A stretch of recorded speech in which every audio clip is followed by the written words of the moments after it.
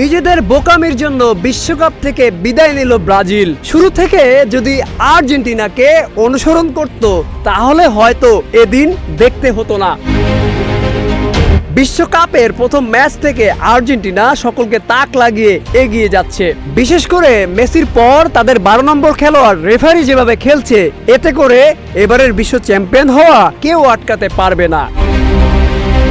নেইমারকে না নিয়ে ব্রাজিল যদি একটা রেফারি নামাতো তাহলে নরওয়েকে মিশরের মতো হারিয়ে দিয়ে কোয়ার্টার ফাইনালে যেতে পারত।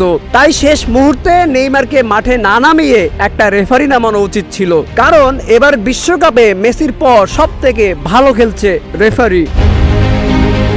হয়তো ফিফা সভাপতির সাথে ব্রাজিলের ভালো সম্পর্ক নেই, ব্রাজিলের উচিত ছিল ফিফা সভাপতিকে তাদের ভাতের হোটেলে দাওয়াত দেওয়ার। দুবেলা আহার করালে হয়তো মেসির পাশাপাশি নেইমারের দিকেও বিশেষ নজর দিতেন ফিফা। তাই বলা যায় এক প্রকার বোকামির জন্যই বিশ্বকাপ থেকে বিদায় নিল ব্রাজিল।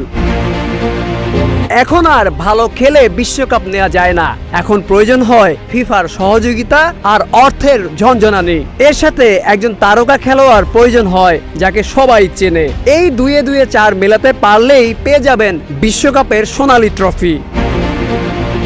আর এই পরিকল্পনায় ব্রাজিল বেশ পিছিয়ে এবং আর্জেন্টিনা অনেক গুণ এগিয়ে। হয়তো এবারের বিশ্বকাপ চলে যাচ্ছে আর্জেন্টিনার ঘরে, এটাই হয়তো বাস্তবতা। Aminul Islam, news flash 71।